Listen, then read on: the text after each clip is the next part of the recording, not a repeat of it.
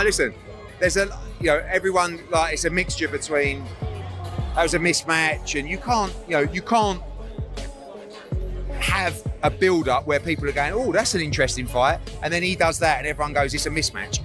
We all knew that early on in the fight, there was every chance that could happen, but I didn't expect even it to happen that quick. He's a world-class fighter, though. He's still a world-class fighter, but people don't see him as a world-class fighter no more. If he gets in shape, he is. That's what I'm trying to say.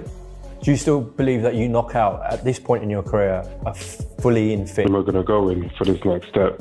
Who is next? Is Moses Itauma on the horizon?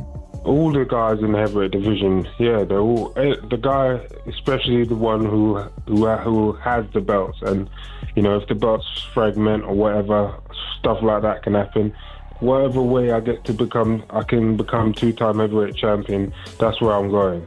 Eddie Hearn didn't hold back when speaking about Daniel Dubois' chances against the fast-rising heavyweight phenom Moses Itauma. In his typically blunt style, Hearn made it clear, if Dubois steps into the ring with Moses right now, he's in deep trouble. And the truth is, Hearn isn't exaggerating. What makes Moses special? But Moses is a problem for everybody.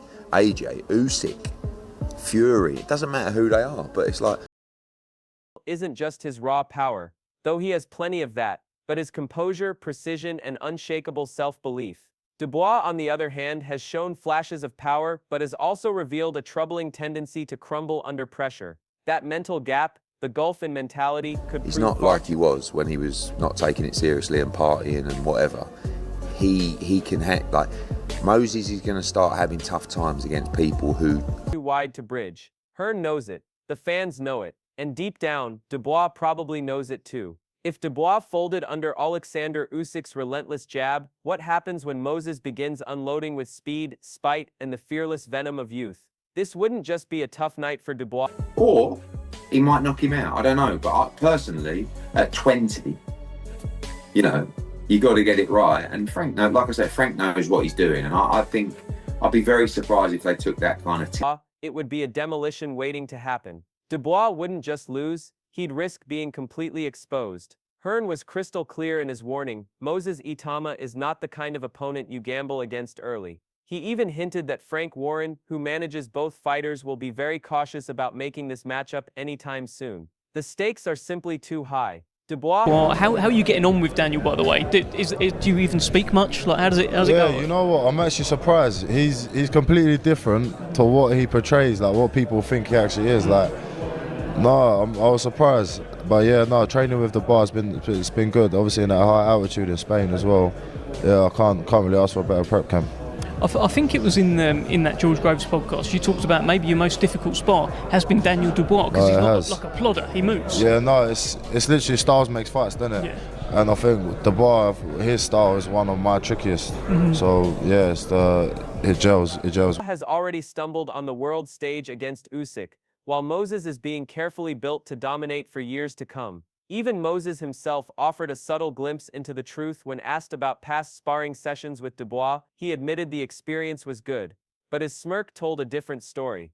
I think this fight's just gone took another toll. It's absolutely grabbed the public interest now to another level, hasn't it? This is quite simply the biggest fight this country's ever seen. That wasn't a smile of respect. It was a smile of recognition. Moses has felt Dubois' limits firsthand in the gym. If sparring revealed cracks, imagine what would happen under the lights on fight night. Former world champion Tony Bellew didn't mince words either. He declared this clash wouldn't just be another fight, it would be a national event. Bellew even went so far as to call it the biggest domestic heavyweight showdown the country has ever seen. Why? Because the storyline writes itself. One man represents the haunted past, the other symbolizes the fearless future. Dubois is still shadowed by the night he quit against Usyk. A stain on his career he has never... Itauma, who looks absolutely extraordinary, and for me he ticks all the boxes. I like his attitude, I like his style, southpaw, hard-hitting, moves so well. He's going to be very, very difficult to sort of deter. So it's an interesting one because, yeah, is this too soon for Moses, or is this just the right fight at the right... fully washed away. Moses, in contrast, is the fearless young lion, ready to seize the throne. One man is clinging on, the other is climbing to greatness. Adam Smith, one of the most respected voices in British boxing, echoed Bellew's excitement. He described Moses as a once-in-a-generation talent, a southpaw with slick, almost middleweight-like footwork, heavy hands, and the composure of a seasoned veteran, all at just 20 years old. When you compare that to Dubois, the differences are stark. Dubois has been wobbled, broken, and publicly branded a quitter when the heat got too intense. Moses, meanwhile, thrives in chaos.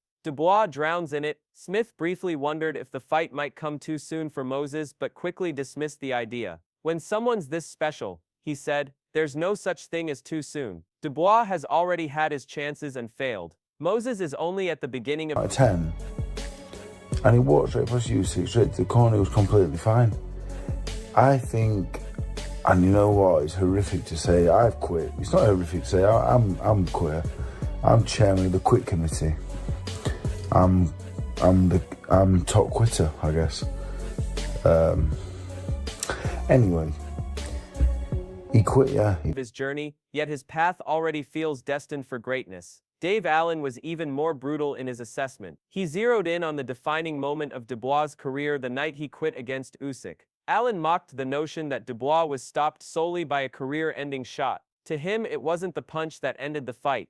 It was Dubois' decision to wave the white flag. That moment, Allen argued, permanently branded Dubois with the stigma of quitting. Fans don't forget. Every time Dubois enters a big fight, that memory resurfaces. Against someone like Moses, that stigma could be his undoing. Allen didn't hold back. If quitting was an option against Usyk, it might not even be a choice against Moses. It could just be inevitable. Spencer Oliver shared a similar view but focused on Moses's extraordinary potential. Because he knows it's last chance saloon for him. He needs the victory here. So, look, we find out just how good Moses Itauma is, I think, on the 16th of August when he boxes Dillian Whyte, because I think he wins it and wins it in style. But everyone they put in front of him so far is just dismantled. I think this kid's going to go on. He predicted Moses wouldn't just win. He would win in spectacular highlight reel fashion. That's the fundamental difference between the two fighters. When Dubois fights, fans wonder if he'll survive. When Moses fights, fans wonder how explosive the ending will be. Oliver also pointed out the stylistic nightmare Dubois faces. As a southpaw heavyweight with devastating timing and creativity,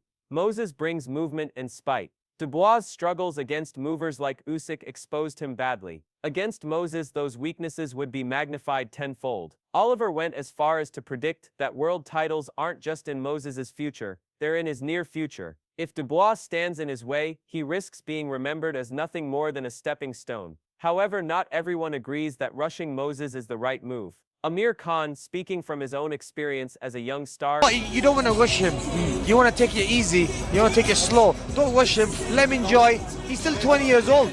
Let him get to 22, 23 years old. That's then you start putting him in with the top names in boxing, like the Usyks and like the Wilders or even the Joshuas and the Furies. At the moment, I think you should keep on building him.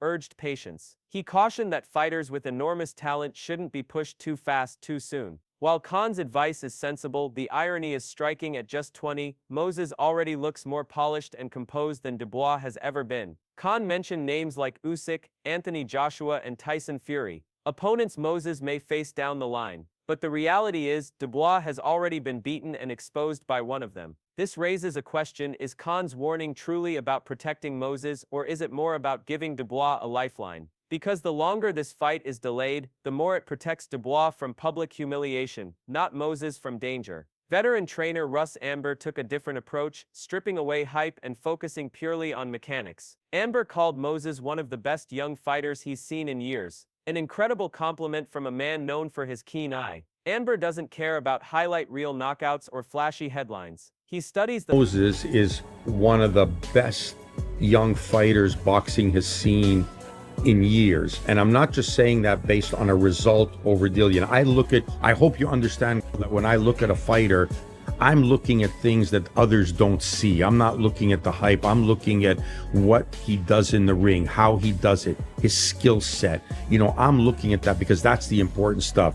And right now, to me, he's shown probably fundamentals: footwork, distance control, shot selection, and adaptability. Moses excels in all those areas. Dubois, by comparison, is too often predictable, stiff, and lost when his plan A fails. Moses adjusts mid-fight. He dismantles opponents with intelligence and creativity. For Amber, Moses isn't just a promising prospect. He's already proving himself to be elite. Dubois' rise came to a crashing halt the moment he faced true world-class opposition in Usyk. Moses, meanwhile, appears to be skipping steps entirely, dismantling seasoned veterans with frightening ease. Some Dubois supporters point to his physical size as an advantage. Bele quickly dismissed that notion, reminding everyone that size means nothing if you can't handle pressure. He pointed to Usyk's dominance over much bigger opponents as proof. Moses may not yet have Usyk's refined skill set, but his mentality and natural gifts make him a different kind of threat entirely. In the end, the writing feels almost inevitable. Dubois is a talented fighter, but his past failures and mental fragility... That I worry about with Moses is the size. But ultimately, as we've seen now, size becomes irrelevant because look what Alexander Usyk's done. This guy's gone out and beaten everyone, including me. He's exceptional. So I don't think Moses is going to be as technically as good as Alexander Usyk, but he's the next in line. I think he's the future of the heavyweight division. I think he's an outstanding talent. Loom large. Moses is young, hungry, and fearless. A heavyweight with rare skills and even rarer composure. If these two men meet now, it's hard to imagine anything but a brutal passing of the torch. For Dubois, it wouldn't just be another loss. It would be the night his reputation is shattered beyond repair. For Moses, it would be the night a star is officially born. But Moses has something equally dangerous: raw aggression, youthful energy, and an iron mindset. Tony Bellew didn't hold back when he declared that Moses is the future of the heavyweight division. It was a statement that cut through all the noise. On paper, Dubois may stand taller and hit harder, but history has proven that size alone doesn't save you. When the pressure mounts, Dubois has a habit of folding. For Moses, pressure isn't a threat, it's his playground. Bellegra's words carry weight because they speak to how heavyweight boxing is evolving. The era of lumbering giants ruling the division is fading. Today it's about speed, skill, and ring intelligence. And Moses has all of that in abundance. Dubois by... Let's get that right.